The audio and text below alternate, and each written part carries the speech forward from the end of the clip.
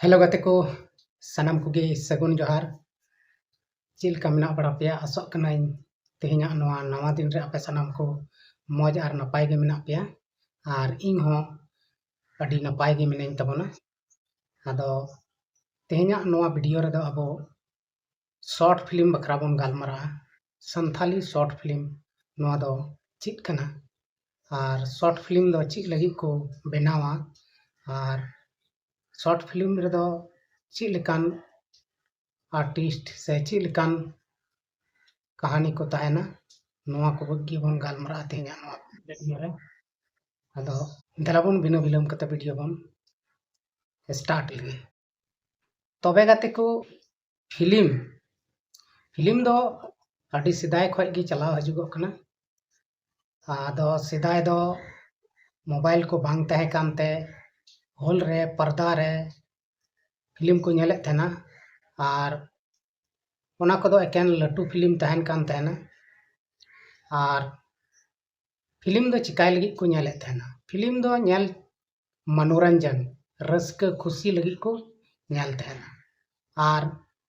ओना फिल्म रे अडी लिकाना एक्टिंग को तहना अडी लिकाना दाल तपाम झगड़ा एमान तिया सनाम लिकाना जिनिस ओना फिल्म अंदर रे तहना ओना नेल कते आयमा हर दको रस्का आयमा हर दको दुखुआ आयमा लिकाना किरदार तहन कना से आयमा लिकाना नाटकीय एक्टिंग तहन कना तो फिल्म दो चित कना फिल्म दो मिटन मनगढ़ंत कहानी कना मनगढ़ंत किस्सा कना आदो नवा मनगढ़ंत कहानी से किस्सा गे जहाय हर सला दो मिसा कना से मिला कना आर उनी हर दो आया कहानी लिकाय बुझावा उन रगे उनी दो जहाय दो जीविलो तकवा जहाय दो पूरा को रस्का जहां लेकाना गे आया जिंदगी रे बितक कान उनकाना गे जदी फिल्म में नेल लेकान उनी दो रस्का रिया कान खाय दे रस्का राग रिया कान खाय दो दुख रिया कान खाय दे रागा तबे नोय नवा कुगे फिल्म रे दो उदुगो नवा दो मिटन कुकमु लेकाना कहानी कना मिटन राइटर दो कुकमु लेका हुदिस दाय सोचाव दाय आर ओनागे मिटन कहानी लेका से मिटन होड़ा जिंदगी लेका ओनाए ऑल कते बनाव दा ओनारे आयमा ढेर रोड को लंदा को राग को सिरिंग को सनाम लेकाना ए ऑलेदा आर ओनागे उनी दो कलाकार से आर्टिस्ट नाम कते उनको ये रोल अचुएट को आर उनको दो हु बहु चिलका उनी ऑल का चिलका उनी एक्टिंग चुकवा उनका गे उनको दो को एक्टिंग आर ओना फिल्म रे दो अडी रस्क को बुझावा जहां हड़ के को नेल आर उनको दो एकाल रियल लिका के को रोल का तो नुआ को दो मिटन कहानी कना जहां को दो जी को मेना जहां को दो को जहां हड़ा जिंदगी बखरा गे को अला जहां दो नेल कदे नुई दो तिना दुख तिना रस्क तिना ची लिकाय ताहेनो कना ओना को बखरा तको ऑल के गे तो ओना लिका गे उनको को एक्टिंग चुकवा तो फिल्म दो कम से कम 3 घंटा 4 घंटा तहनो कना अधिक से अधिक 4 घंटा बखाय दो 3 घंटा दो निश्चय गे तहना जहां दो लट्टू हॉल रे को उदुग बड़ाय तहना मेनखान बया को नितो दो मोबाइल जमाना हेना नितो सनाम हर ठे मोबाइल तहन कना लट्टू लट्टू मोबाइल कटी कटी मोबाइल स्मार्टफोन को मिता कना 4G 5G आयमा लेकाना मोबाइल को मिता कना जहां दो सनाम हर ठेन तीरे साब का को पॉकेट को बजाव का गोगो हर बाबा हर कुड़ी हर कोड़ा हर गिद्रा को सनाम को ठेन मोबाइल तहन आर नुआ डिजिटल जुग रे नोंका मोबाइल सनाम हड़े कबू का को जे मिट घड़ी जदी ओना मोबाइल बाय साब लेखान तबे दो अडी आग बागे बुझावा उनी दो चिलकाय बुझावा इन दो नितो दो एस्कार गया मेनते ओनाते नुई मोबाइल दो एकदम नितो सनाम हड़े साब उरी केट को आर सनाम हड़े कब्जा ठीक का को गिदर को हो जुवन को हो हाड़ाम बुढ़ी हो जतो हड़ गे मोबाइल स्मार्टफोन अकय को ढेर पैसा वाला उनको दो आर दाम दाम रिया फोन को दोहया जहां दो 1 लाख 2 लाख टका रिया मोबाइल को दोहया जहां दो 10,000 20,000 मेनखान कमी दो जो मोबाइल रे मिद गे कमिया फरक मेना थोड़ा थोड़ा गे तबे नोआ मोबाइल रेगी दुनिया रिया सनाम जिनिस को नेल दाड़िया आर बोन नेले कना तो नोआ रेगी नितो दो सनाम होड़ अकुआ टाइम को पास दा अकुआ मनोरंजन कना को रस्क कना को जो कोई दो कार्टून नेला कोई दो फिल्म नेला कोई दो शॉर्ट फिल्म नेला अदो तेहिं विशेष कते अब दो शॉर्ट फिल्म गकला बोन गालमारा लगी से बोन गालमारा कना तबे शॉर्ट फिल्म दो शॉर्ट माने दो हुयुक कना कटी कटी मछावा फिल्म तबे गते को कटी मछावा फिल्म दो चेक लेका हुयुक कना तबे कटी मछावा फिल्म दो शॉर्ट फिल्म दो माने 10-15 मिनट खय कम से कम 30 मिनट 35 मिनट हबी रिया मिटन शॉर्ट फिल्म बिना कना आर नोआ शॉर्ट फिल्म दो अडी रस्क तहन कना से अडी मौजगी तहन कना लट्टू फिल्म रे चिलका कहानी को तहना चिलका स्टोरी को तहना चिलका रोड लांदा दाल तपाम एने सिरिन जो तोवा नोआ शॉर्ट फिल्म रहो तहना समय हो कम गी आर रस्क मा सनाम लेकाना ओनाते नेतार दो नोआ मोबाइल रे झेर कायते शॉर्ट फिल्म गी हड़ को कुसिया कना शॉर्ट फिल्म दो कम समय रे फिल्म होय नेल मुचाद किदा आर रस्क होय रस्कइना आर नोंकाते उनी पूरा मजा बुझाव किदा अदो नोआ शॉर्ट फिल्म दो नोंका को ऑलदा जे जहां हड़ नेल किदिया से जहां घरों नेल किदा अडी मौज से अडी बेस से अडी दुख ओना को बखरा तगी मिटन कहानी को क्रिएट दा से मिटन कहानी को ऑलदा आर ऑल कते ओना गी को शूटिंग दा कैमरा ते को शूट किदा ओना रे तिना हड़ जरूर पड़ा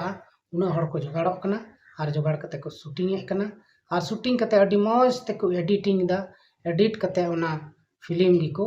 अपलोड दा यूट्यूब चैनल रे आदो ओना गी को मता कना शॉर्ट फिल्म आर शॉर्ट फिल्म दो अडी मजेदार गया नोआ कम समय रे आम पूरा रस्क मटकरा पूरा दुनिया रे कहानी बुझावा आदो गते को नितो नोआ शॉर्ट फिल्म क्रिएट कते अडी गान हड़ लाखों टका को कमिए कना शॉर्ट फिल्म दो सनाम भाषा रे हुई कना हिंदी संथाली भोजपुरी कोठा इंग्लिश सब भाषा रे शॉर्ट फिल्म बना कना और यूट्यूब रे बन नामेट कना यूट्यूब रे आम खाली सर्च एम मरावा गूगल रे से यूट्यूब रे जहाटा फिल्म गेम खोजो जहां लेकाना फिल्म गेम खोजो उनकाना की शॉर्ट फिल्म हजुआ और ओना नेल कते आमेम रस्क कना तबे मोबाइल रे अबो अडिगान हड़ दो मोबाइल एकेन मनोरंजन लगी से गालमरा लगी बन दोहो मेनखान अडिगान हड़ नुका मेना कोआ जहां दो ओना मोबाइल तेगी ओना तीरे साब पड़ायदा ओना मोबाइल तेगी उनी दो चिकायदा पैसा होय कमाईदा लाखों टका ओना 10-20-5-10,000 दो चित लाखों करोड़ों टका ओना मोबाइल तेको कमियत कना आदो मोबाइल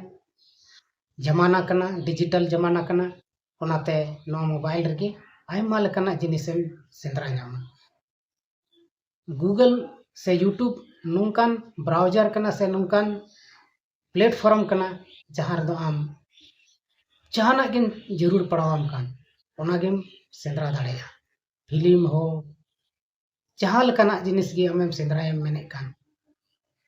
ओना गे आमेम नामा तबे नेतार जुग दो नोआ इंटरनेट जुग है कते अडिगान सुख सुविधा होई कना मेनखान गते को नोआ सुख सुविधा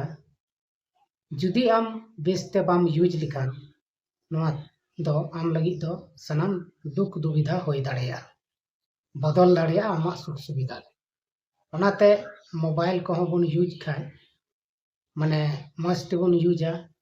मस्त बन नेला और लिमिट के बन नेला ओना खय बन बढ़ती लिखान आबो दिमाग से ब्रेन हो हेमरेज उतरो ओनाते जस्ती मोबाइल यूज बाबन यूज बन एकेन कमी भोर और कमी होय लेनखान ओना दबन दोहो कामा चेदा से मोबाइल अंदर रे आयमा लेकाना रेडिएशन हो ओटांग बड़ाय कना जहाते अब हॉर्मोन रे ᱟᱹᱰᱤ ᱱᱩᱠᱥᱟᱱᱮ ᱯᱚᱸᱦᱪᱟᱣ ᱟᱵᱚᱱ ᱠᱟᱱᱟ, ᱢᱮᱱᱠᱷᱟन ᱟᱵᱚ ᱫᱚ ᱵᱟᱝᱵᱚᱱ ᱵᱩᱡᱽ ᱫᱟᱲᱮᱭᱟᱜ ᱠᱟᱱᱟ। मोबाइल दिन भर बन नेल खान मेद रिया रोशनी हो चला तबना और चलाव दाड़िया तबना और नोंकाते मेद रिया रोशनी हो अडी होड़ा कमजोर चबाव कना। गिद्रा को बन नेल कोआ उनको हो मोबाइल नेल नेलते उनको रोशनी अडी कम बयस रेगी आयमा घाटा कान तको से रोशनी चलाव दाड़िया कान। तबे गतको नुको कटी कटी गिद्रा दो मोबाइल दो बांग एमाव को लगती कना। जुदी कटी गिद्रा मोबाइल रबन हेवा लेको खान उनको दो ओना मोबाइल खन बाको अचोगो के बांग सना को तो उनको हस्ती खेलती जिंदगी ओना एकाल बेकार उतर। आदो मोबाइल बन यूज खान एकेन मनोरंजन लगी से पैसा कमाव लगी और रस्क तहन लगी गिबन यूज मा। एकाल मोबाइल भितरी दो बाबन बोलो उतरो से मोबाइल रे चिपको अलबन तहन। नितो शॉर्ट फिल्म दो अडी चलंती मेना और ओना शॉर्ट फिल्म नेल कते अडी हड़ रस्क रमज रेको तहन कना। अडी हड़ दो बड़ी हको कमेदा मिटन शॉर्ट फिल्म भितरी रे आयमा लेकना एक्शन सीन को तहन कना, बड़ी कमी हो तहन कना, बेस कमी हो तहन कना से आयमा लेकना सीन तहन कना, आयमा लेकना माने प्रोग्राम तहन कना। तबे अडिगान हड़ दो बड़िया सीन को कुसिया तहना, अडिगान हड़ दो बेसा सीन को कुसिया तहना। नोंका लेकाते ओनारे सनाम लेकान हड़ को नेल दाड़िया और शॉर्ट फिल्म रे जहाँ 20 से 30 मिनट से 15 मिनट रे उनको लटू फिल्म जहाँ को नेल तहना, जहाँ नेल कते को रस्क कान तहना उनका नोआ नीन मरंगा कटी मरंग फिल्म रे पूरा को रस्क जोंग कना। ओनाते निये जुग रे शॉर्ट फिल्म दो अडी आंट चलंती कना और शॉर्ट फिल्म जहाँ को बनाव दा, जहाँ को क्रिएट दा उनको हो अडी कम समय रे लाखों करोड़ों टका को इनकम दास को रोजगार जना कना। आदो अब शॉर्ट फिल्म भितरी रिया तिना भागिया मेना ओना तो बोन अपनार मा और जहाँटा बड़िया कान बड़ी को रोड़ का से बड़ी को कमी का ओना को बोन रिजेक्ट मा अबुआ जिंदगी खो ओना को बोन साइड का मा तबे ने गे भाले दो हुआ और बंखान दो एकेन अबुआ जिंदगी अंधकार रे चला तबना और ओना न्यूत कड़ांग कुचुंग रे अबो दो हानते नाते अबुआ आत्मा बोन आसेन बड़ाया। आदो ओनातिन मेना शॉर्ट फिल्म बोन नेले खान मौज मौज सामाजिक बोन नेल मा चिदा से शॉर्ट फिल्म आयमा लेकाना मेना जहाँ दो असामाजिक हो मेना, जहाँ दो पूरा मौज मेना सामाजिक मेना। तो नोंका लेकाते अबो नोआ शॉर्ट फिल्म रे अडिगान रस्क बोन नामदा और अबो खुशी रस्कते ओना फिल्म बोन नेले कना और नेल कते अबो रस्क जोंग कना बोन। तबे नोआ डिजिटल जुग रे नोआ शॉर्ट फिल्म दो अडी जरूर गया और जहाँ को क्रिएटर को जुदी आपे पे शॉर्ट फिल्म पे नेले कान नेल तबन पे और मौजते क्रिएट तबन पे जेमन अबोरेन ऑडियंस को रस्क को और अबो को सरहाव चिदा से शॉर्ट फिल्म आले हले बनावे कान गया आले यूट्यूब चैनल में और नोआ वीडियो जहाँटा रे पे नेले कान नोआ चैनल रे आयमा गान शॉर्ट फिल्म हले अड़ा कदा मेनखान बोया को मिश्रा को तीन नितो अले शॉर्ट फिल्म बाले शूट दाड़िया कना चिदा से आलेया जहाँ कमिटी कान ओना कमिटी सी खसन खय गे डांस ग्रुप ले चलावेत कना। नोंकान डांस ग्रुप जहाँ दो बापला एमान रे स्टेज प्रोग्राम हुयुक कान से नेत्री को चला कान दिकू कुआ ओनागे प्रोग्राम ले करावदा। आदो ओना दो ऑफलाइन प्रोग्राम कना ओना दो चला हुयुआ ओनाते आले अपनारा जायगा खन एटा जायगा रे शिफ्ट कना और ओना इयते ओंडे शूटिंग रिया सुविधा बनुआ ओनाते बांगले शूटिंग दाड़िया कना। तो नेक्स्ट टाइम नोआ नेसा सीजन बापला सीजन चाबा लेन खाय गे आले कंटिन्यू और यूट्यूब चैनल रे ले हजुआ और जतो चैनल लगी ले शूटिंगा गाना को फिल्म को जहानाक गे ओनागे जतले शूटिंग मा तबे गाते को तीना दिन हाबी आले बाले हिजुक कान तो शॉर्ट फिल्म रे नोंका गे बाडाय तना वीडियो को अगु बड़ाय तबना तो नोआ को वीडियो रहो सपोर्ट एमो तबन पे चेदा से नोआ नोंकाना वीडियो रे आयमा गान जानकारी एमो रिया इन कुरुमुटु इदा इन हो आर जहाटा को पे बापे बुझाव दा से इन बड़ी इन रोड दा से बड़ी इन लय पे कना उनका पे बुझावेट कान खाय कमेंट दाराय ते बटाय चीन पे जेमन इन सुधराव रिया मौका नाम तबे गाते को नितो अबो दो शॉर्ट फिल्म बखरा बन गपाल मरावना से बन गालमरा कना नोआ गपाल मराव ले आपे ची लेका पे बुझावेट कान तबना मौज पे बुझावदा रस्क पे बुझावदा से बापे बुझावदा तबे कमेंट बॉक्स रे जरूर पे लई तबना और आले चैनल करे आपे ओका लेकाना शॉर्ट फिल्म नेल सनाय पिया ओना हो कमेंट बॉक्स रे लई तबन पे जेमन आले दो उनकाना वीडियो गले तैयार दाड़िया और जुदी जहां को आले को सला मेसा कते कमी पे मेन जोंग कान खाय निश्चय आपे पे आले सला जुड़ाव कते से आले ग्रुप साले समिति सला जुड़ाव कते आपे कमी दाड़िया पे शॉर्ट फिल्म एल्बम रे आयमा लेकाना अपॉर्चुनिटी मेना से आयमा लेकाना प्लेटफॉर्म नोड़े हेना पैसा टका कमी रे तबे गाते को तेहिया वीडियो रे दो इनका बन गालमरा कना आर हो नेक्स्ट वीडियो रे बन नेपामक कना तबे इना दिन लगी से इना घड़ी लगी इना समय लगी आपे को ठेन विदाय खोजक कना मा तबे सनाम को मुचाद रे इंग से खोय मुचाद जोहार।